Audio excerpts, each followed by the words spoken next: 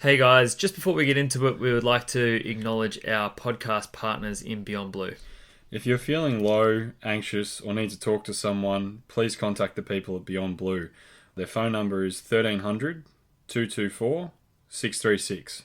You can visit them on the website as well at www.beyondblue.org.au/get support. Enjoy the episode. Thanks, guys.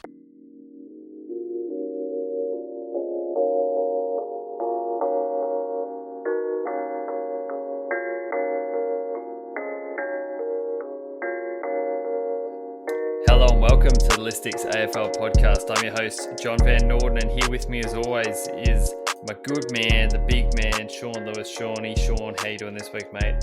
I'm going well, John Van Norden. Doing excellently, actually. It's been a good week and it's exciting, as I think we hinted at in the last podcast.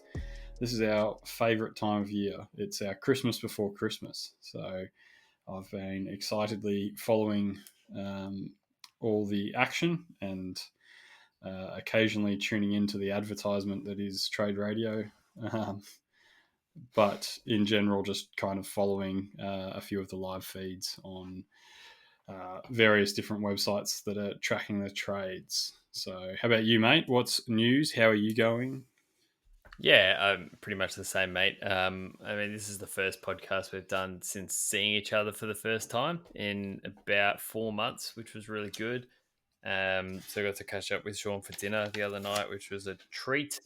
As well as other mates. So yeah, but I mean, most of them don't really count, do they, Sean? I was there to see you. Let's be honest. And we can say this because we know they don't listen to the podcast. Yeah, I know. Well, they miss out on a lot of goodness, mate. It's the same for me. I love this time of year.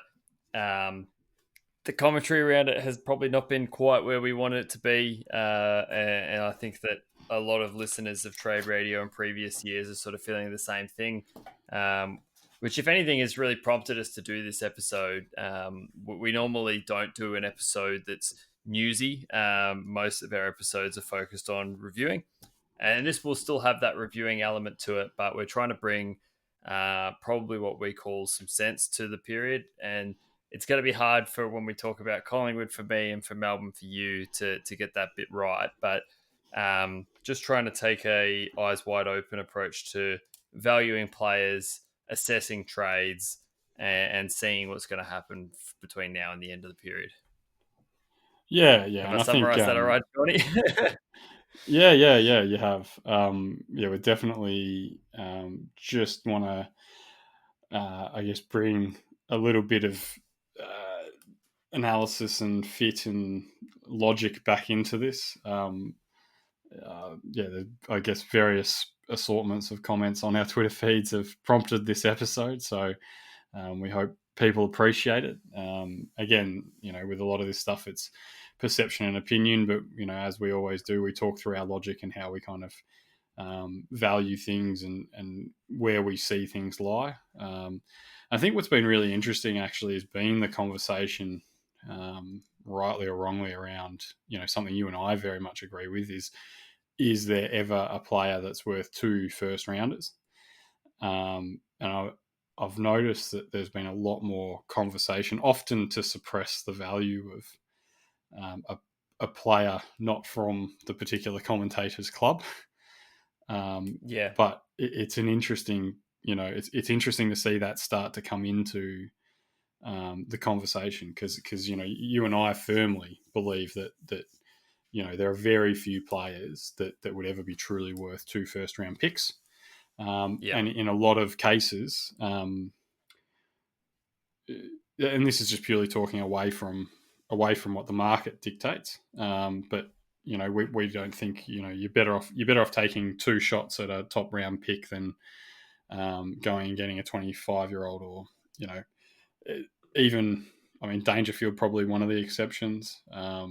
Buddy, another exception. We're talking transcendent talent type players. We're not talking, 2 first rounders for Jake Lever, to give an example from my own club. And I think it's really important that, the club's hopefully starting to realise that, those 2 first rounders they give away every time for these players, it just keeps coming back to bite them. Like, they've set this market where people have paid overs and overs and overs to get players out, and they've created this market where all of a sudden, you know, um, Shield and Trelaw and Beams and all these guys and Lever and that they all cost 2 first rounders, and it's like, well, yeah, it doesn't kind of add up. Like, It completely doesn't, mate. And I mean, we've been saying that for years. Look, the NBA, which has a lot more ability to trade future picks, has gone to an even more extreme version of this, where you see it's like 6 years almost consecutively, or like 6 first round picks move, and some former first round players to bring in a star.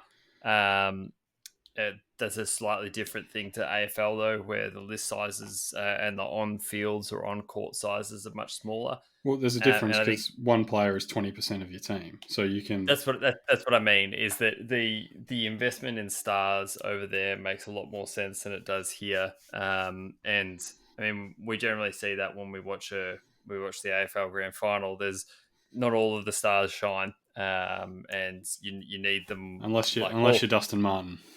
well, he always shines. He's He's been a very good finals player, and it was exceptional again in this grand final. here's a quick one for Um, you. Is he 2 first round picks now? it depends who you are. Um, if I was a developing club, then no, because the first round picks mean more to me. If I was a contending club, then Dustin Martin means more to me. Yeah, So yes, yeah. No, it's and and it's that's crazy to think how his value has changed. Like, where, you know, I think the story was that, he was pretty much going to GWS, and then it was pulled at the last minute, and that trade wouldn't have been 2 first rounders. So, yeah. um, yeah, like, that's just mental. Like, to think his value has gone, he's probably never dropped away from a first round pick, but he's now firmly in that transcending talent category. Yeah, bracket. Yeah, he definitely is.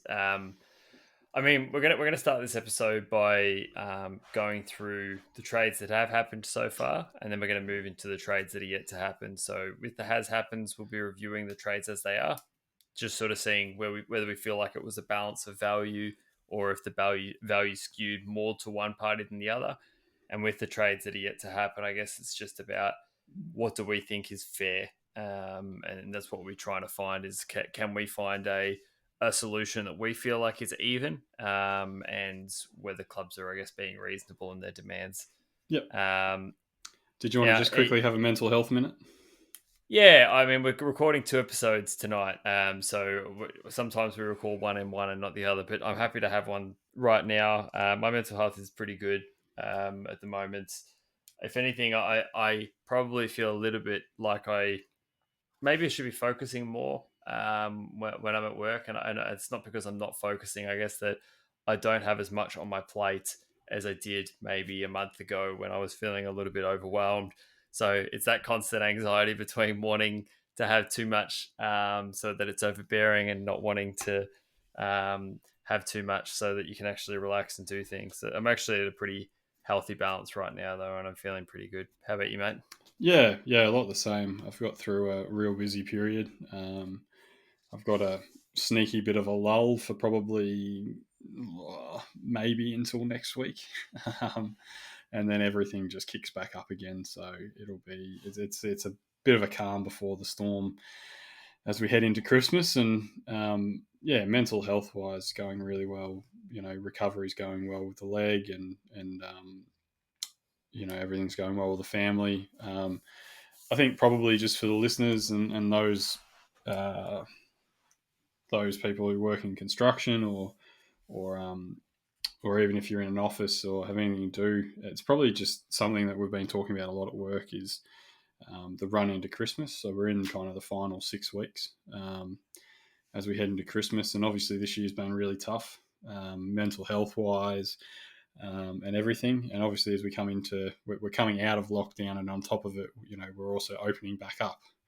and we're into the Christmas season. So it means that all of a sudden we're going to go 0 to 100 very quickly. And just being really conscious of fatigue, whether it's mental fatigue, physical fatigue, emotional fatigue, exhaustion, this sort of thing.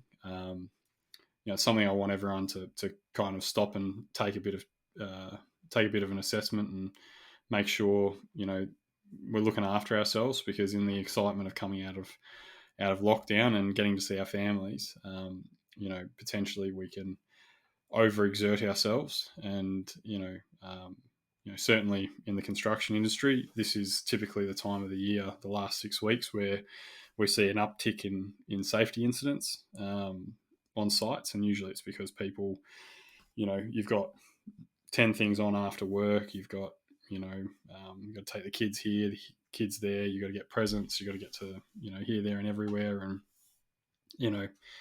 it just builds a toll on you, and then you start checking out a bit at work and not concentrating, and that's where things happen. And additionally with the COVID stuff, mentally, the same thing can happen. It doesn't have to be just physical. So I'd really just want to get everyone to just have a bit of a think about fatigue and how it's going to affect us, especially coming into this festive season and as we enjoy our freedoms again. And just really be conscious of that, and be conscious of other people that some people might say no just because they're a bit emotionally drained at the moment, and that's okay. Good, well said, mate. Couldn't agree with you more. And yeah, just it's a good, just broad brush statement on top of that, which is just look after yourselves.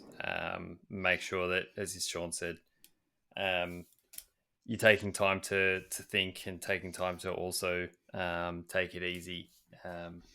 Although we can go out and do everything again, we don't have to do it all at once. Opening up in a slow way is a good way to do things, I think. Yeah. So moving into the podcast, mate. The trades, I'll read them out, and let's start talking about them. So the first trade that was completed was Zach Langdon to West Coast for a third round pick. It was 54 at the time of movement. Yep. I thought this was just a good move for West Coast. It fills a need they had identified. For GWS, Zach Langdon was probably on the fringe for them. They did have a few in front of him. I think it's a good move for both sides. GWS, yeah, I think it's probably pretty fair value for Zach Langdon. Yeah, it is pretty fair value, and by the looks of things, there were other reasons behind his desires to get home to the West, to do with his partner's health. So wish her all the best. But yeah, this is a good deal for both parties, really. Yeah. GWS get a pick, and West Coast got a player for a role that they really probably don't have somebody stepping up into right now. So let's hope that that all works well for him. Yeah, absolutely. What's next? Next trade was Oleg Markov to the Gold Coast Suns for a future third round selection. What do you think of this one? Great move for Oleg Markov. He's going to go get some game time up at Gold Coast. Yep. I think he's, unfortunately for him, fighting to get past, to get into that Richmond back 6 or 7 is pretty difficult. So, yep. Richmond shows continual good faith with those players who are on the fringe who are looking for more opportunity. A future third from the Gold Coast, it's probably going to be third rounds. It's probably going to be early 40s. Early 40s. Yeah, yep. So, that's what I'm thinking. Yeah, I mean, look like they, maybe they could have pushed for a late second, but I think it's a sign of goodwill for Oleg that they've let him go for that value. Yeah, I think it's fair value. Yeah. I mean, he hasn't been playing a whole lot. This is what happens with out of contract players, even at good clubs. So it's a fair trade for both parties. Yeah, absolutely. And then next one, Jesse Hogan to GWS. Wow, what a trade! I don't know where to start on talent. It's It's big, isn't it? Like, Yeah, I mean, as you said, on talent, that's a very, very good trade for GWS. yeah. Well, pick Um, 26 and 26 2 years ago. yeah, something like that. So like that's a now he's gone for pick 54. Look, Well, his value has dropped drastically over that period of time, and there's no doubt about that. But I mean, at the end of the day, I think that most clubs, if they were given the opportunity to bring on Hogan, or if they wanted to take on someone with Hogan's off-field baggage, that pick 54 is a bargain. yeah, look, I think even with the rumored baggage on Jesse, I still think 54 is unders. Yeah, I still yeah, think he, like, even with all the stuff that's gone on, he's probably I would have thought worth a pick, around about 30.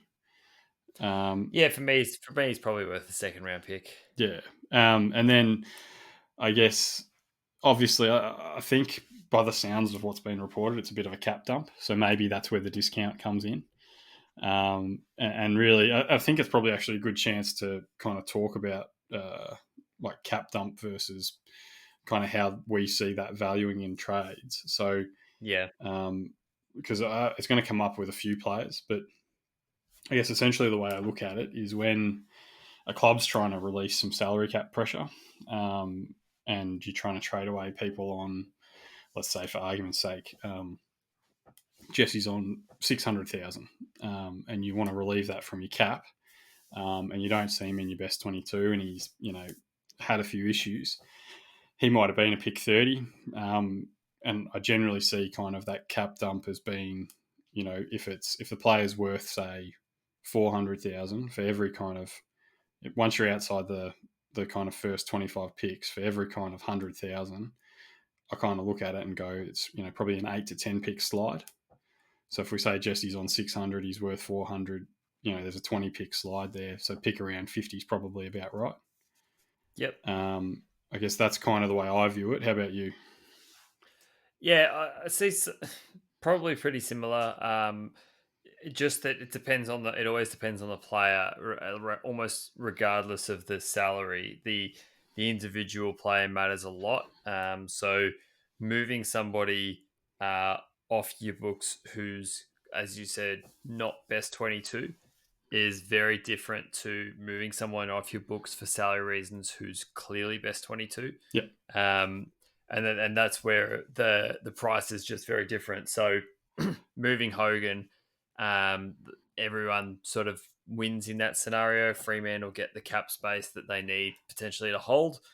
Hogan gets another opportunity in a forward line that's just lost their leading goal kicker for the first 9 years of the club's existence. yeah, And GWS gets a really solid key forward who, at his best, is one of the competition's best talents. yeah, And I mean, at his worst, he's not. He won't be on the list next year. yeah. But I think it's probably harsh to say he's not best 22 at Fremantle. I think he is, and he showed that No, no, in no. Raw. I know, but you were using that as an example. I was just following on with the example. Yeah, yeah, But what I guess when you're talking about other players that may not be in the frame, sometimes you may have to not only give the player but also give something else. Like as in, we haven't seen this actually happen in Australia, but it would happen in the NBA where you would effectively trade the player's salary and trade a pick. So you would lose in the picks as well. You're actually just asking another club to take on that salary, and the player itself isn't worth it.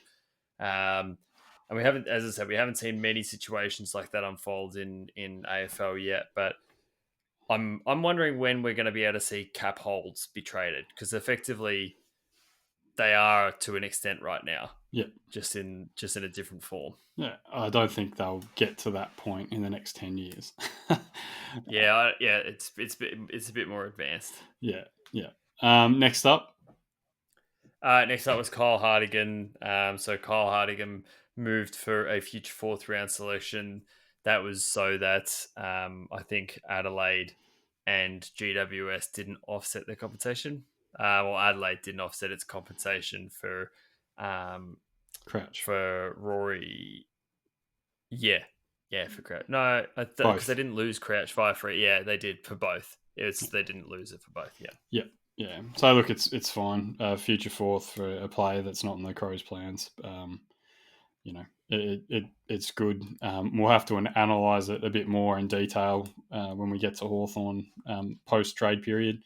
I'm not sure a 28-year-old key back is exactly what the doctor ordered, but at the same time, it is a week with Frawley retiring, and I think Stratton retire as well. So yeah, and Sicily going down. Potentially, they're just going a future fourth round selection to clog a hole for the next 2 years. Isn't the worst thing. yeah, it's not a bad thing.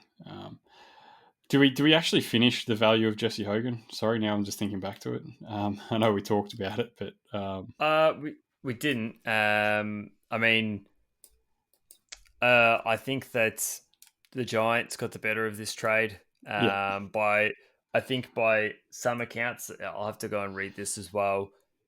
Jesse may have um, torn up his old contract and signed a new reduced contract, probably with performance incentives in order to be taken on by the Giants. yep, So potentially there's a bit of upside there for them. But for me, if this was 2 third round picks, it may be fair. But 1 third round pick's not going to cut it. yeah. I would tend to agree with you. I think GWS has definitely won this trade.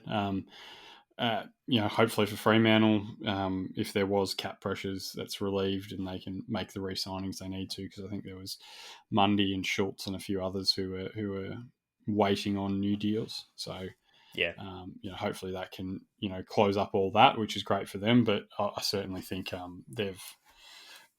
they've sacrificed a fair bit to, as everyone knows, they've sacrificed a fair bit to get the trade done. yeah. And on Hardigan to finish as well, I think we actually got that wrong because you wouldn't affect Adelaide's compensation for losing an Adelaide player. So it was the Isaac Smith Smith, compensation that Hawthorn were offsetting. Yep. that's it. Yeah, you're Um, right. so I mean, it's fine. Like Yeah, they get a future fourth. They give up a future fourth rather than keeping their current third, which yeah, neither here nor there. At the end of the day, there shouldn't be compensation for especially unrestricted free agents. yeah, But hey, different podcast episode. A pick swap. So there was a pick swap to with the Lions and the D's. So in the pick swap, Brisbane received a 3rd round pick, 53 at the time of the trade, and a future 3rd round selection. So 2 3rd round picks. Melbourne received a 3rd round pick, 43, so a 10 pick upgrade, and a future 4th round selection. So sliding around in the future to improve 10 picks in the current. yeah. That's I think that potentially is. I don't know. Maybe it might be used as a part of a Ben Brown trade or something. I mean, the only thing I thought they might bundle it with Bruce to get a pick 31, but they, as we'll discuss further on, they got pick 31 straight for Bruce. So, yep.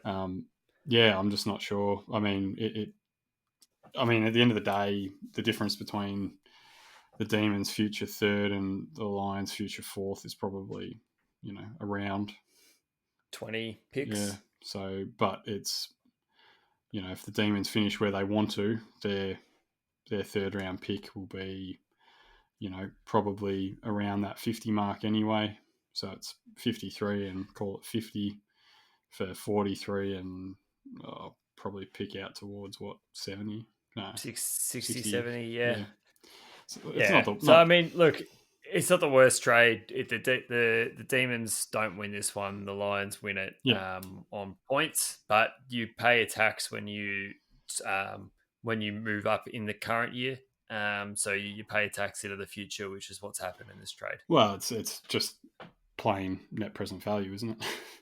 Well, it's what we always do. Like I think that the average that we worked out. This was probably 2 years ago now, so a bit's happened since then. But the average that we worked out was half around in the future is the tax that you pay.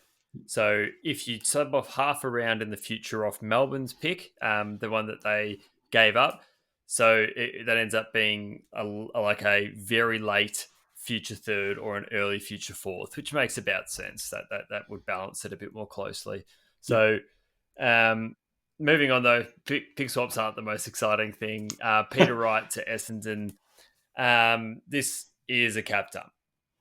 yeah, So this is probably what we were talking about before, where Peter Wright didn't play a game for the Suns this year, yeah, was not in their best 22, and probably based upon that was not in their plans. He may have been in their best 26, but he definitely wasn't in their best 22, and he was on a healthy contract. yeah. So giving up a future fourth or receiving a future fourth round selection for him is a kindness, probably. This was just facilitating the trade. Yeah, look, and I think it's good for Essendon. So I think Yeah. Essendon win out of this. They've obviously lost Joe Danaher, so they've clearly got the cash to afford whatever Peter Wright's contract is, um, and you know they need a key forward, and Peter Wright is a key forward. As you said, he surplus the Gold Coast requirements, but I will I will say that I I mean, you and I had probably a slight disagreement on this, but I think fundamentally our points are fairly similar, just from different angles. But I mean, the contract Wright was on for a player not in your best 22 sounds like it was too high. So Yeah. it makes sense from Gold Coast perspective to move that contract off the books, and this year they can go get a draftee to fill that role. I think you made a comment in one of our chats that if Wright was off contract, he wouldn't be offered a new contract. I tend to disagree with that. I think that he would probably get a 2-year deal. It would just be probably half the money he's on at the moment, and that's probably Yeah. about right for where he sits on their list. I mean, this is the first year Sam Day's played every game in a long time. Yeah. Yeah, you're right. I mean, I was probably being a little bit, I don't know, exhilarated when I was saying that, and just trying to pump up what I was saying a little bit, which I'm not known for doing, but I did in that occasion. I mean, for me, I see it differently. I mean, we talked about this. We see things slightly differently on this one. I think that Gold Coast won the trade, because if I had to choose between, say, it's 500,000, say that's what Peter Wright's contract is, I think it would be about that. If I had to choose between Peter Wright for 2 years, $500,000 contract, or a future fourth round selection, I would choose the future fourth round selection. Yeah, I don't think it's you're worth. assuming that Sam Day is fit, or No, Jack Lukosius plays in centre I, forward. I'm not assessing either list, because I think this was a good move for both lists. Yeah, I'm just saying if I could choose for in any situation, what I would take, it would be the future fourth round pick, because I think that contract's high. But for the situation that's actually evolved, it works well for both parties, because Essendon need a key position player. He does have upside. It works for Gold Coast because they moved that contract on. They're going to have some big contracts coming up for them. So it's a win-win. yeah. I disagree. I think the future fourth is not worth it in comparison. Yeah, I know, Right? and Yeah, that's and this is the fun part where, you think Peter Wright and I think the future fourth. yeah, yeah. And we'll see who It's gets fun. picked up with that future fourth, and when they're off the list after 2 years. Well, that doesn't matter. The biggest thing was the lack of the contract for me. So for me, it's $500,000 and Peter Wright, or $100,000 and a future fourth round selection, because you're going to select someone that's going to come on a base contract for that. And for me, I'm fine with So that. here's the thing: if Peter Wright's the best 22 player, his contract's fine. So if he goes to Essendon and plays as the best 22 player, which he likely will, his contract's fine. It might be a little bit. It Yeah, might be a little yeah, bit yeah. high. It's a little. Yeah, you're right. It's a little bit high, but it's relatively fine. Yeah, it's It's situational. yeah, it's purely because he wasn't in their best 22 this year. They needed to move the contract. That's fine. Yeah, but Yep. it's. I think it's unfair to say that the future fourth. I think from the Gold Coast perspective, future fourth is more beneficial because they've got, as you've said, 500 grand of cap space, or they got 400 grand of cap space. But if you're talking the pick versus the player is All right. worth a lot more than the pick. Okay then. So all right then. All right then. If you want to call it unfair, let's go into a hypothetical scenario. Yeah.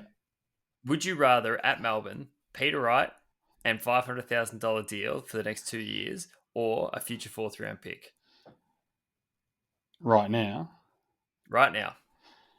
considering no, we don't need a full forward, so That's what I mean. Like, as in, I don't think you can call it unfair when I think that in most cases, because it's the same for Collingwood, I wouldn't, it doesn't value, there's no value there for me. It's the same for a lot of clubs. So yeah. But it's I think at Collingwood you would like. Why wouldn't you? Like he. my check and Cox, mate. Yeah, but Come on. my check. I mean, regardless, like your salary cap space. Like, would you not? It's a salary cap Yeah, position. It's a salary cap position. Like I wouldn't want to take him on the salary cap position. And we could argue about this all yeah, day because we're seeing it from slightly different angles. But yeah. I like this. It's a bit of fun. We're going to move on for this for the sake of timing in the episode. Pick swap. Demons received a second round pick, currently 33, and a third round pick, currently 50. Adelaide receives future second round selection and a future fourth round selection. Well, yeah. I mean, this one. You know, I mean, Adelaide's probably taking the gamble that Melbourne's going to finish ninth again. Um, Yeah, but I mean, Melbourne win this trade. yeah, yeah. I mean, I don't know what Melbourne thinks. I don't know if they're targeting, um, if they're trying to get up the order again, get another first round or something, or they've seen some value in the second round of this draft. But they've traded out their second, third, and fourth in next year's draft. Yeah. Um, Yeah, I mean, currently they hold 20. This is Melbourne. They currently hold 26, 31, 33, 43, 50. They have some other picks like later as well, but that's a lot of picks. So it probably suggests to me that they're angling um, to move up the order for a club that needs points Maybe a and has doggies. list position. Yeah, maybe a Dogs, maybe a Swans. There's going to be a few clubs. The Pies. There's going to be clubs that need to offload first and second round picks in order to make their points, and they've got a lot of points now. Those points are really starting to add up. So, I mean, the next pick they ended up getting a future back. They got a future third round picks from the Dogs for Mitch Hannon. How do you see this one? Um, Look, Hannon was probably in that similar situation of Wright, where he floats, along that 26. He's in the 26, but not the 22. Yep. Future thirds, fair value. I don't no issues with it. It's great for Mitch that he's potentially going to play more football. He played a lot of football his first 2 years at Melbourne, and then the last two, he's unfortunately had injuries and stuff. And yeah, I don't have any issues with it from Melbourne's perspective. I think he's a good player. We do have Bailey Fritsch, who's very similar in a lot of ways. So, Yep. not the worst.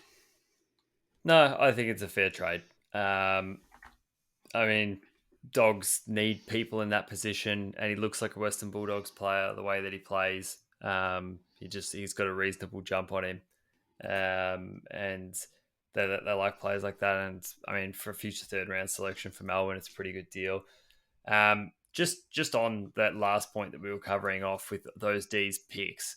The equivalent points from those five D's picks I mentioned is pick two. So it's high. I mean, no one's trading, in my mind, no one's trading 2 for 26, 31, 33, 43, and 50.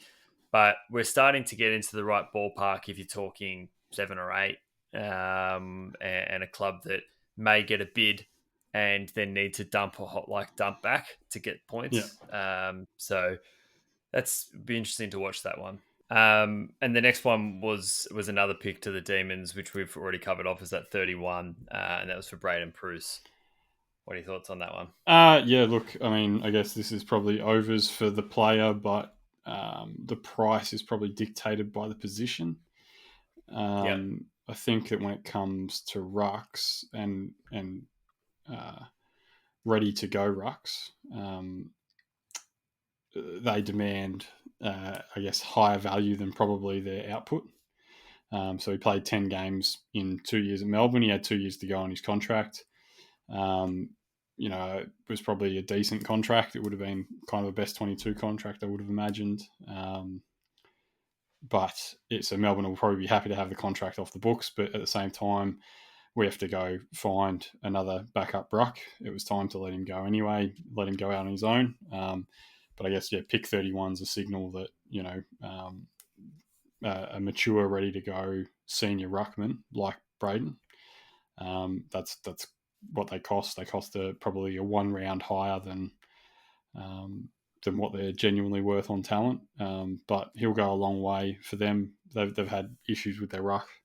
Even though they made a grand final a couple of years ago, they've definitely had some issues with their ruck. So I think it's a great pick for Greater Western Sydney. I think it's a high price to Melbourne, but I think it's definitely a win-win in my eyes, because it's a win-win for me as well. I mean, based on what we've seen happen today for Tom Hickey, and we'll cover it later in the episode, but it actually makes me feel like Braden Bruce probably could have gone in for a little bit more.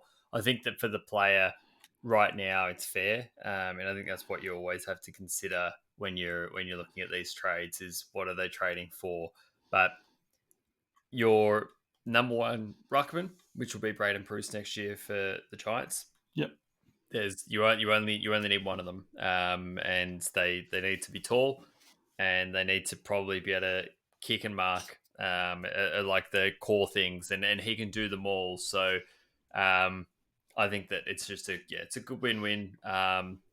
I think Melbourne probably win on paper, and I think the Giants probably feel like they win as well. So, yeah. I think win-win. after the I think this time next year we'll probably look at it and probably say they paid unders, because I think Braden's going to go to a really good level next year. He's had, uh, several years under Goldie, and then followed it up with 2 years under Gorney. And there's a couple of games this year where he really showed his ability. He's really improved his fitness, and he's just. I guess I'm a bit sad to see him go, because it's great to have a first 22 ruckman as your backup. So, Yeah. but yeah, good luck to him. Yeah, good luck to him. He moves there, a ready-made middle of the pack ruck. Yep. He's not going to be the best, and he's not going to be the worst, which is a pretty good deal for a club that is in need of that position. Yep. The next trade's a little bit more complicated. It was just a three-way trade. So the Western Bulldogs received Stephen Martin. They gave up Lockie Young. Lockie Young moved to the moved from the Western Bulldogs to North Melbourne. North Melbourne also received a fourth round pick, currently pick 70, and Brisbane received pick 63. So Brisbane out 63. I mean, in 63, out Stephen Martin. And 70. So out 70 and Stephen Martin, and in 63. That's a loss for them. Just in terms of depth, they just don't have the depth, a senior experienced depth ruckman anymore. They've got Archie Smith and Oscar McInerney. So that becomes a bit of a light area for them now. Yeah. I still think it's I think it's one of those good faith trades. Oh yeah, definitely. Yeah, Steph Martin gets to come back to Melbourne and finish his career. I think it's sounds like 2 years he's got, or maybe it's 1+1. I don't know. But he'll tutor Tim English while he develops into what we hope he's going to be, a star ruckman. Yeah, I mean, I think I remember saying this 2 years ago for the Western Bulldogs, that they needed to get a senior ruckman that could play as the second ruckman of the team, whether that's in the squad or out of the squad, and the mentor to Tim English. That was the missing piece for us for probably 2 years now. So it's a great trade for them. Yeah. I guess if we're analysing all three clubs here, though, North Melbourne give up 63 and get 70 and Lockie Young. For them, probably a good trade. Lockie Young is a person with talent, so adds to their young talent. He probably was overs probably wasn't going to find a spot at the Western Bulldogs. So it makes sense to shuffle him around. The Western Bulldogs makes sense to get a depth experienced ruckman, and Brisbane got a good faith trade, but they probably lost out a little bit. Yeah. I think it's good for North Melbourne because Lockie Young's a key position player, if I remember correctly. So I think he'll. Yeah, they have a few Al Young, so yeah, I think he's a like a mainly a key position player. I think he's 189 centimeters, so he can play a couple of different roles. But Yeah. Sorry, um, he's 189, so he's a mid-sized defender, I guess. yeah, do they have Lewis Young as well? Yeah, I think Lewis. who's the one I confused him with. Yeah, I thought. Yeah, you're right, but I mean, it's a good player because North need that type of player, so it just makes sense for all parties. Yep. As I said, except for Brisbane, who lose a little bit in that trade, just in terms of depth. One of the most interesting trades of the whole trade period is this next one for me. Lockie Fogarty to Carlton. So Carlton receives Lockie Fogarty and pick 38. Geelong receives pick 30 and pick 51. Yep. What are your thoughts? Uh, what do I think? This is a tough one. So it's valuing Lockie Fogarty at pick 41. Yep. He was pick 30 and 51 is 888 points. Pick 38 is 465, and so that leaves 465 remaining. Oh no, the surplus. Yeah. Anyway, the surplus is about pick 41. Yeah. Oh, jeez. I'm in two minds. I think this is a great pickup for Carlton. I think Okay. Fogarty fills a hole that they don't have, which is an inside midfielder. Like once Ed, we've spoken about Carlton and what they do when Ed Kerno goes. Fogarty can step into that role pretty quickly. Um, I I think they've got a really pick 41 for Lockie Fogarty. I'd take it this year. If that's what the offer was. And I think for Geelong, it gives them more currency to execute the trades they want to trade for now. So I think 30 potentially got Sean Higgins. Yeah, that's right. So For me, Higgins. If you yeah. look at it that way, Higgins to Fogarty right now, Higgins is a huge upgrade on Fogarty. Absolutely, big win. But Yep. but in 3 years' time, that's when the wall comes, and I know where you're going to go, so I'll let you go there. I don't know if you do. For me, this is a lose lose. That's the way that I see this trade. I think that I said this on the Carlton podcast that Carlton I did not want them to trade for any more recycled second to third year mids or second to third year players because they've been doing that for years and it hadn't been a winning strategy for them. Really, Setterfield is the only one that I feel really confident about after his last year that he's really going to make it. And I then also contradicted that not directly but indirectly when I said in the most recent episode that players seem to lose an extraordinary amount of value around their second and third year, and it's a great time to trade for them, which I still agree, but in the right circumstances. So I think for Carlton, I don't think that they necessarily needed Lockie Fogarty. Look, I hope that he works because I like Lockie Fogarty. I just don't like the type of trade.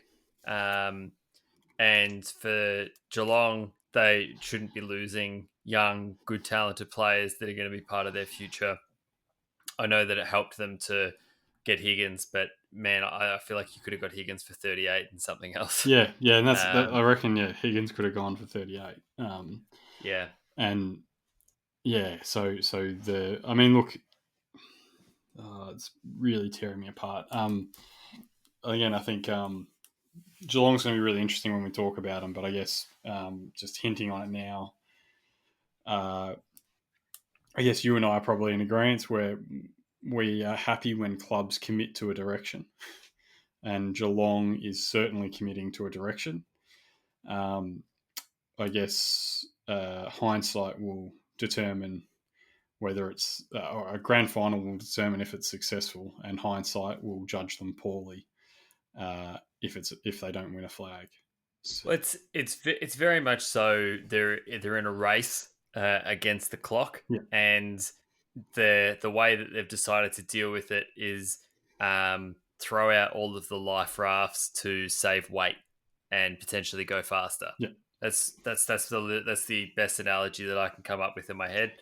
And for every one of these players that they give up, they're just throwing out another life raft for the future. But that said, if they win the race, then they don't need life rafts. So let's see. yeah. And look, I think in terms of value, I think like you've kind of hinted at, Fogarty they've paid bottom dollar for, like effectively Yeah, what we worked out was pick 41 for, you know, a guy that was I think 22 in his draft year, and we certainly liked him a lot. And yep, let's not forget he's been playing at a top team, and he's being held out of the side by guys like Charles Selwood and Mitch Duncan and these guys. So it's not like he's not getting games behind Ed Curnow at the moment, which is basically the situation that a guy like Paddy Dow finds himself in. yeah, So I would say that, yeah, like I would be, for Carlton players like Paddy Dow and Liam Stocker, and Liam Stocker's probably got a little bit more time given he's only in his second year, but this move would worry me because Fogarty I think's from the same draft as Dow, and yeah. I reckon he is. yeah, just off the top of my head, not exactly sure, but um, I think he'll move straight ahead of him, and they're different players, yes, but I still think that yeah, Fogarty will come in and he'll play a role like Setterfield has. So anyway, Yep. the next one, it kind of ties into our whole Geelong theme. Yeah, which is Nakia Cockatoo moving to the Brisbane Lions, receiving a future third round selection tied to Melbourne. I mean, I think this is a good trade Yeah, for both parties. yeah, I think that this is another life raft for Geelong going, but I mean, really, they're turning it into a future third round selection. That I mean, if they keep that, then that's a player that they can draft in the future, or they can trade again into the future. I think Cockatoo was probably not going to make it at Geelong. Too much baggage, similar to Lincoln McCarthy when he moved to Brisbane. yeah. Sometimes you just need a fresh start, and I think it's a good trade for both That's parties. exactly who I was thinking of. So you took it out of my mouth there, mate. Yeah, I think it's a good move for both Nakia, Geelong, and Brisbane. So Geelong gets something out of it. Brisbane get a very high potential player, but comes with injury baggage. And Nakia gets the fresh start, and hopefully that Brisbane medical team can keep working its magic and get him on track. So Yeah, exactly. Next one is really interesting. Adam Sard. Ooh, So yeah, Adam Sard, a future third round, oh no, current third round pick, which is 48, and a fourth round pick, which is 78, for pick 8 from Carlton and pick 87 from Carlton. Um, just on first look, what are you sort of thinking? um, I mean, yeah, I can't tell if you're punching it into the draft calculator to work out roughly what that values him at, but for me, I think it's probably overs for Sard. But given the list position that Carlton's in, um, it's not the worst trade. I think that Saab will add value to them, and they really want to be accelerating up the ladder. So I get all of that. I think that without making some serious progress on the ladder this year, questions would be asked of Teague. yeah, So there's a little bit of that in it to me. I think that they made some, like, I think that it makes more sense to overpay in dollars for somebody like Zach Williams, and get him for free than to give up pick 8. I know that pick 8 will probably slide back to 10 or 11, but yeah, for me, I think that it was probably a good year for Carlton to use that or trade it on draft night, but yeah, pretty good negotiating by Essendon in this case, I reckon. yeah. Give Adrian Dodora and his team their dues. That's a great trial. That's a great trade. I guess look, pure value. I had Sard somewhere between 12 and 18 14, 20. I was kind of thinking a round of 16 was about fair in my head. When you value out the trade, it's pick 13. It's on the high side. Obviously, pick 8 that's a big pick. I appreciate Carlton getting the deal done, so they paid what they had to. But I definitely think they've paid overs, and it'd really be interesting to be a fly on the wall in this negotiation. Essendon's done amazingly well to get pick 8. Obviously, they got pick 7 for Joe Danaher, so they got 6, 7, and 8. They've got an amazingly strong hand now, so they can really do some good things for their team.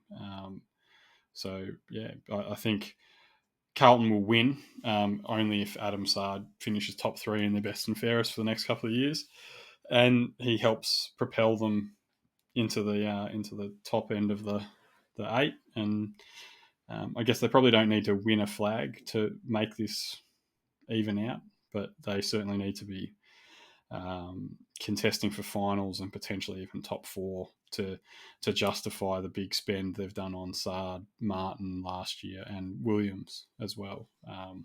So Yeah. Yeah, it's certainly they're another side that's kind of gambling a bit like St Kilda. Although I do like St Kilda's list balance a bit better. They're certainly gambling on Yeah. the now. They are, and definitely on improving. I mean, when you just talked about those 3, though, it did make me think that um, it's the salary part that's high for Carlton, as in Sard, Williams, and Jack Martin. They've only paid pick 8 and 87. The rest of them they got for free.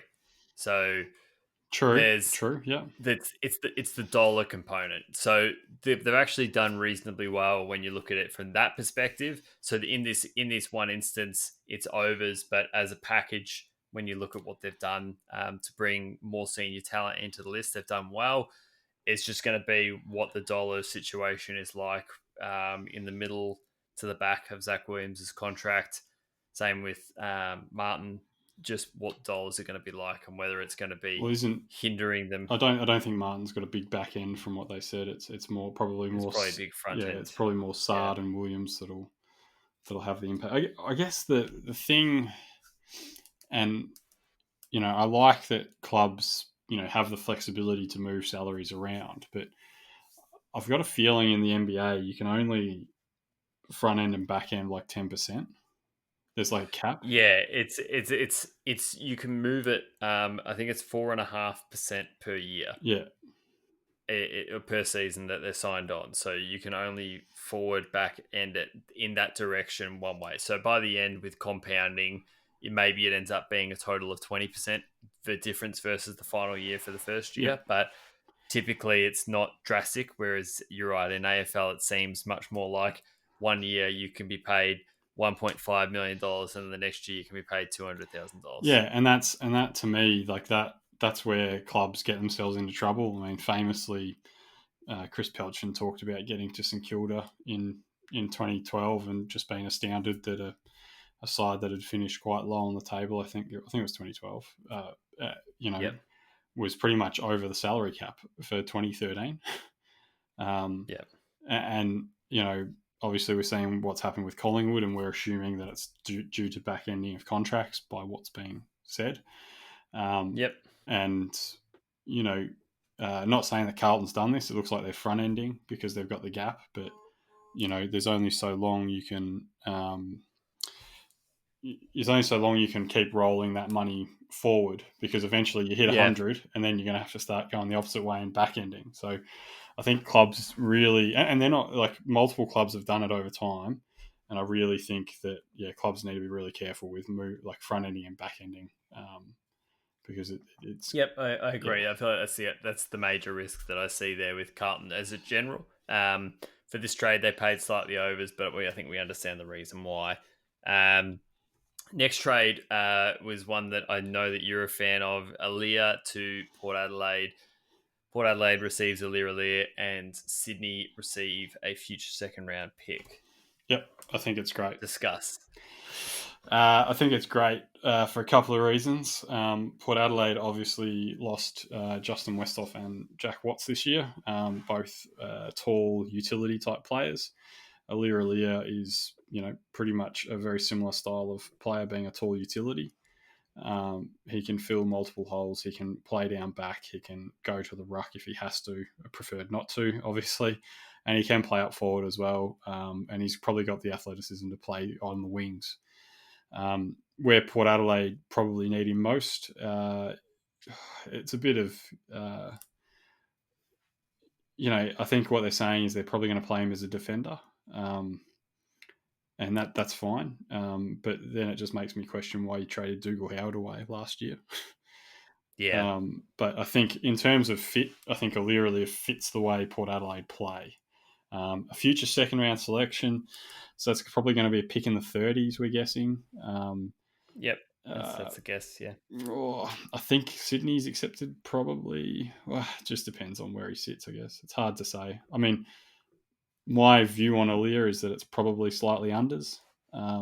They've accepted for him. If it finishes in the 30s, if it finishes mid 20s, or around that 27 mark, it's probably about fair. So we're only talking 5 places difference, really. But Yeah, well, I mean, they've ended up moving it on anyway, which I guess means that we won't have to think too hard and fast about it. But yeah, I tend to agree. I think that if they received a second round pick between 25 and 30, that would probably be his value current year. yeah, So you get discounting going into the future as well. They probably paid unders for him. I guess the thing that I was sort of thinking about a bit more today is that Aaliyah is he's 26 years old and he's played 60 games. So he is generally inexperienced for a player of his age. yep, And he hasn't been able to, in the last 2 years at least, lock down a regular position. I'd say that before that, he was quite clearly an interceptor defender and a really good key defender. And since that point, he's sort of been played everywhere. And for a side that lacks key defenders like the Swans, it was sort of surprising to me that that was happening. And it sort of made me think, okay, then maybe the Swans don't believe that he can play that role. He's 196 centimeters, so he should be able to play key back, but potentially he's not accountable enough to be a key back at the Swans, yeah, which are famed for their accountability. Um, Whereas potentially in the Port Adelaide model, where he can drift off and play as part of a yeah. system, his athleticism and his ability to read the play, all that sort of stuff will come to the fore. Well, So what's really interesting is that, like, that comparison with Dougal Howard is fundamentally pretty accurate. Like, Howard at the time of trade was 24 and had played 46 games, yeah, and you're saying Alia's 26 and's played 60. So, like, uh, you know, both guys, but you wouldn't say now that Dougal Howard wasn't worth what he was traded for. Like, he had a great year for St Kilda. He lived up to what we expect of him. He probably just fit the St Kilda system a lot better than he fitted Port Adelaide, and I think the same is going to happen with Alia. I think he's going to fit the way Port Adelaide play, and like you said, it's a system base.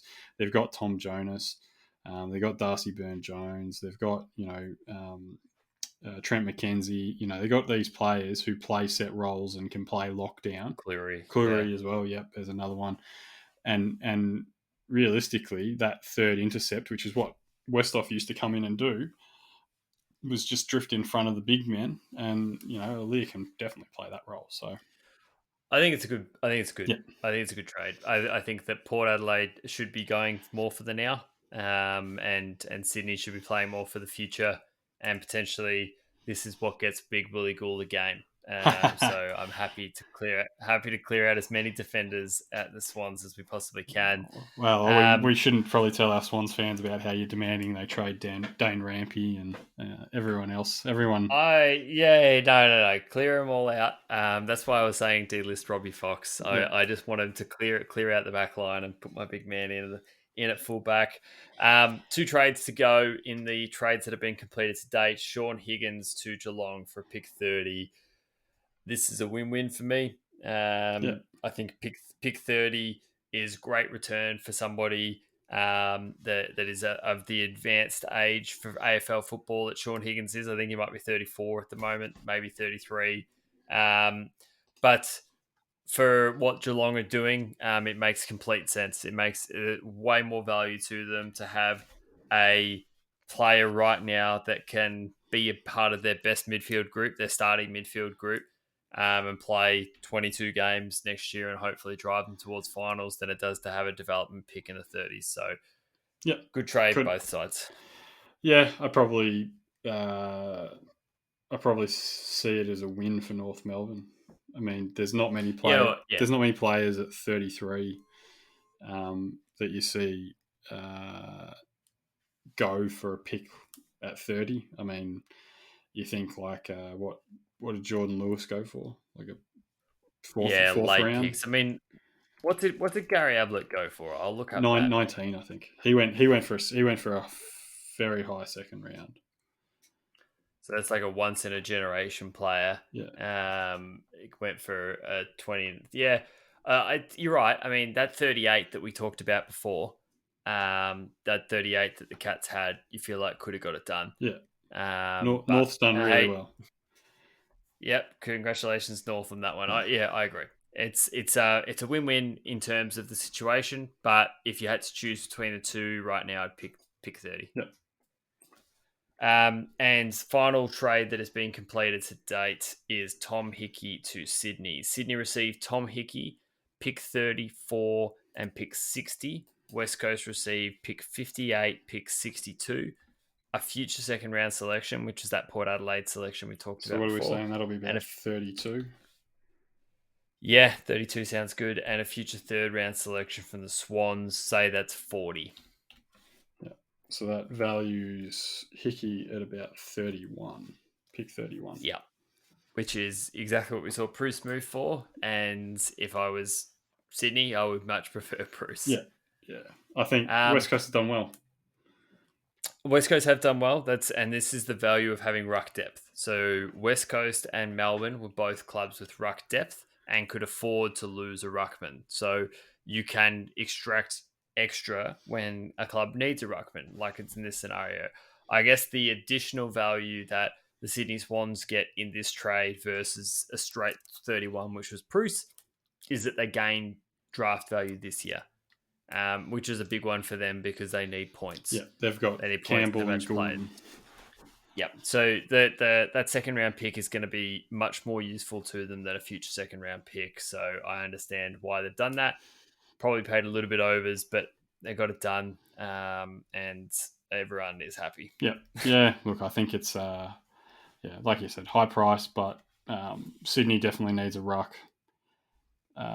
So it works for them. And look, I think overall, West Coast probably needed to win this one to start rebuilding their draft hand after the Tim Kelly trade. Yeah. So Yeah. Yeah. No, I totally agree that they did. And look, it's. I think I did this. I did this tweet on Twitter before, which was just the net trade for Sydney when you include that Alia thing. What it ends up being is Alia, a future third round, and pick 58 for Hickey and pick 34. Which really for me is I would pick Alia over Hickey, and a future third and 58 for 34 is probably about fair. That future third is the Swans, so that's probably a little bit overs as well. So it's a bit of a lose for the Swans, but they probably reshaped their list into what they need, which is ruck depth and picks for the now. yeah, and So the way they were playing earlier was almost as their ruck depth. So yeah, exactly. They were playing him as a first or second ruck. In a lot of games this year, they played him as the starting ruck. So Hickey's an upgrade on that for performance and being able to teach the club as well. I think that's always a big one. Not to forget is that if you've got young midfielders that are like Rowbottom, who are trying to learn their craft and they're trying to learn how to ruck off Aaliyah, who's not going to be their ruckman in the future, it's really hard to understand how to ruck off a 196 athletic ruckman that loses the hitouts. Whereas Hickey is a split the middle. I'll probably draw even on hit outs and lose around the grounds, which is heaps better to learn how to ruck from, because you're learning to ruck from probably the second best ruck in each game. Like he's generally not the best ruck on the field, but he doesn't get belted. Yeah, it's a much better way to learn. Yeah, absolutely agreed. So, are we going to split this one now? Yeah, we're going to split it. We've been going for a fair while. So the second part of the episode is going to be where we talk about the trades that are yet to happen. So thanks as always for listening. We'll make sure that we annotate this as required for the for the coming episode, so it's easy to know which one you want to listen to first. But thanks again for listening, guys. Shawnee, do you want to wrap us up? Yep. Yeah. So thanks as always, guys, for listening. We do appreciate it. And just as we said before, coming into the Christmas and New Year period, and coming out of lockdown, just hope everyone keeps safe and looks after themselves and puts themselves first. I know it's a season for being selfless and giving, which you absolutely should do, but you can only give as much as you. You need to be your best self to give the most to people, is probably the way I'd put it. So stay safe out there. Thanks, guys, for listening, and I can't wait for this next episode as well. All right, see ya. See you guys. Bye. If you constantly worry that the worst is going to happen, you're not alone. 1 in 4 Australians will experience anxiety. Know when anxiety is talking. Visit Beyond Blue to start a life beyond anxiety.